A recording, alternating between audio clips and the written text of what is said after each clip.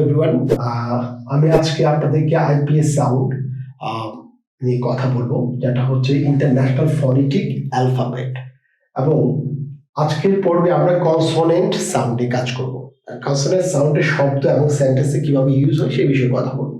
তো এই সাউন্ডগুলো এবং সেন্টেন্স উচ্চারণ করার ক্ষেত্রে আমাদেরকে তিনটা সাউন্ড আমাকে আগে বুঝতে হবে। একটা সাউন্ড হচ্ছে সা, ছা এন্ড জা, তিনটা সাউন্ড। তো এটার মাউথ পজিশন কি?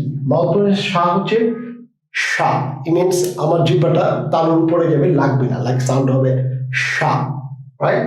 এন্ড অ্যানাদার সাউন্ড হচ্ছে দুইটা যুক্ত সাউন্ড একসাথে যুক্ত হয়ে, একটা হচ্ছে ঠা এন্ড সা, এই সা এন্ড ঠা দুইটা মিলে হচ্ছে ছা। এন্ড এখানে হচ্ছে ডা এন্ড জা, ডা এন্ড জা, সো দুইটা সাউন্ড একসাথে হচ্ছে যা।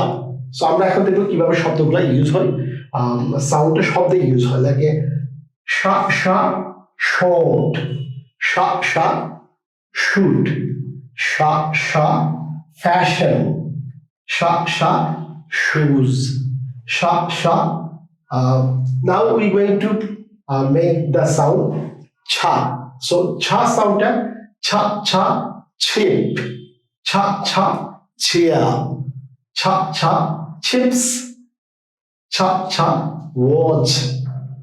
And if I produce the ja sound, ja ja jeep, ja ja judge, ja ja just, ja ja zoom. So this is আমরা শব্দে ইউজ করলাম। এখন আমরা সেন্টেন্সে যদি ইউজ করি, আপনি যে কোনো সেন্টেন্স ইউজ করতে পারবেন এই সাউন্ডগুলো দিয়ে। যেমন the lecture in Chinese, lecture adventure for teacher. Another sentence is from ja. So ja sound is called June and July. John was judging his marriage. Judgment, right? So lastly I want to বলতে চাই তিনটা শব্দ, একটা হচ্ছে সা, ছা and জা। So এই শব্দগুলো আপনারা বাসায় প্র্যাকটিস করবেন এবং এই সাউন্ডটাকে শব্দ ইউজ করবেন এবং বাক্যে ইউজ করবেন, তাহলে আপনারা কিছুদিনের মধ্যে এই সাউন্ডটাতে best way you can make your conversation. So thank you very much for today's session, and don't forget to subscribe our YouTube channel Rigorous English, and hopefully I will produce another video in upcoming days. Thank you very much.